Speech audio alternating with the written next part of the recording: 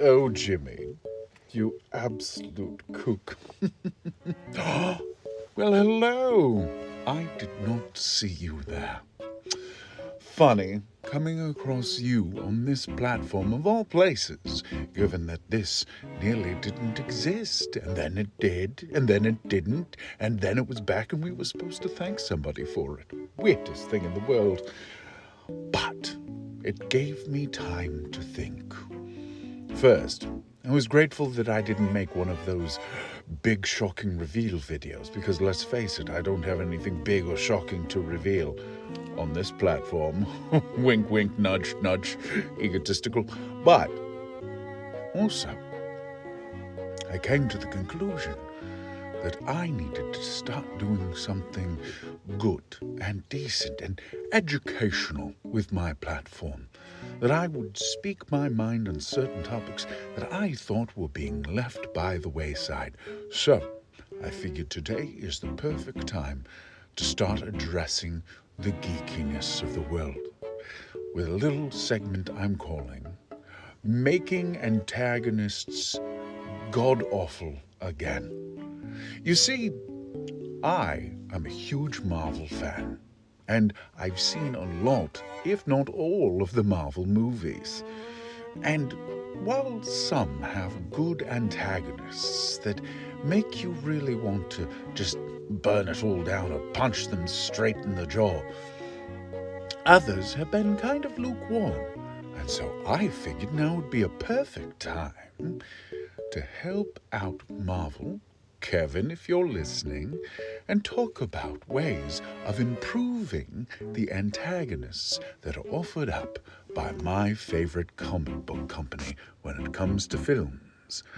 And I've been able to break it down. A good friend of mine, Bert, was able to give me 14 points with which we can make all antagonists god-awful again.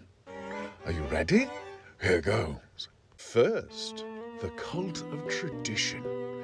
The antagonist should have some kind of tradition put in place, whether it's a religion that was there to begin with, or something that is fundamentally easy for the antagonist's followers to understand and put all of their self-worth behind.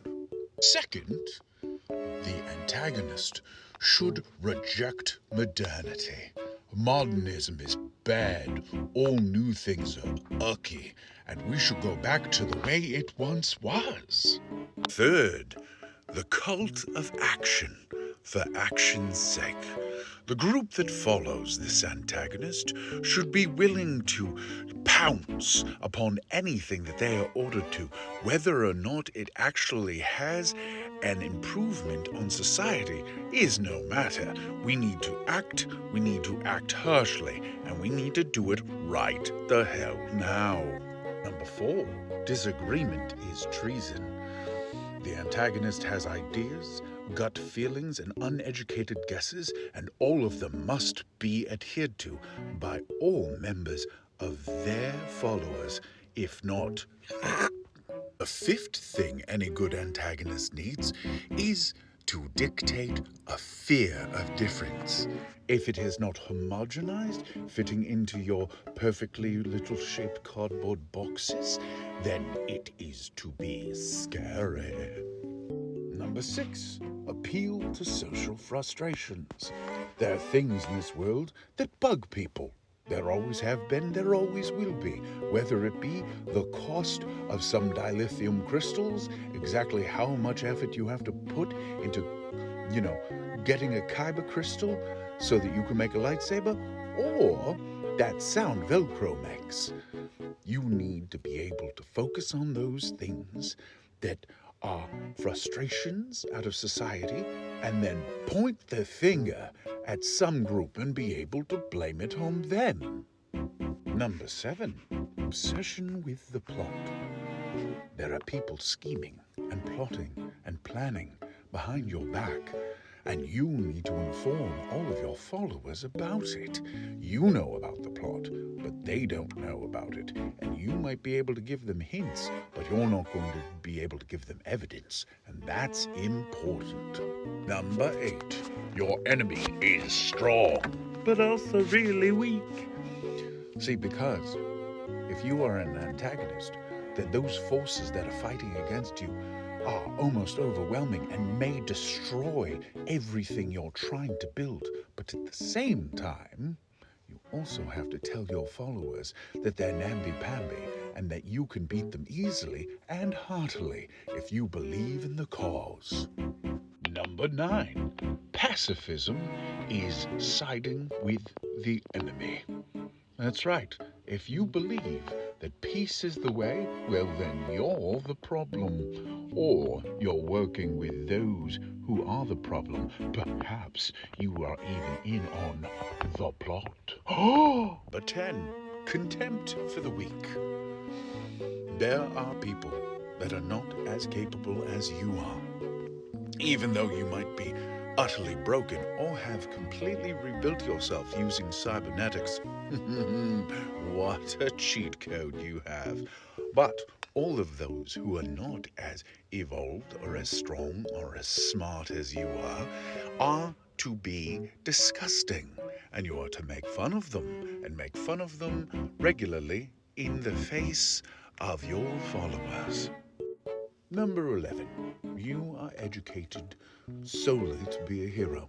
You are only living so that you can work for the glorious work that needs to be worked.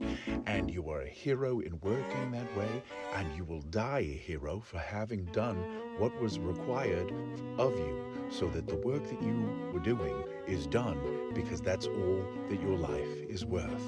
And that makes you heroic. That hurt my head too. Number 12. Machismo and weaponry.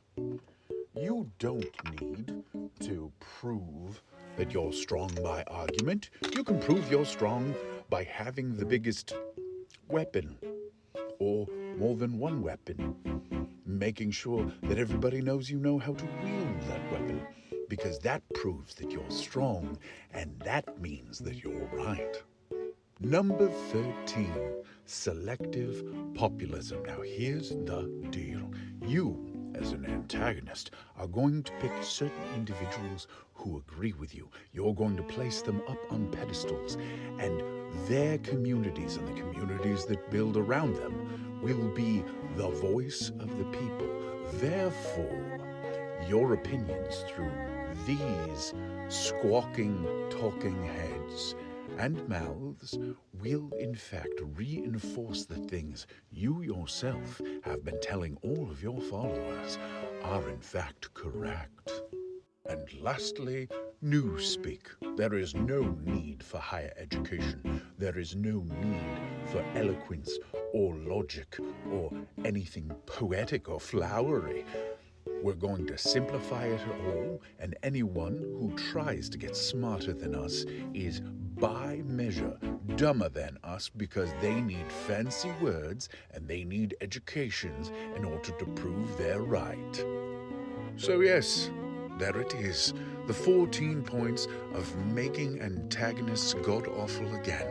Feige-Weige, darling, I hope you're watching and have taken notes, and if you need to hit me up, darling, you've got my number.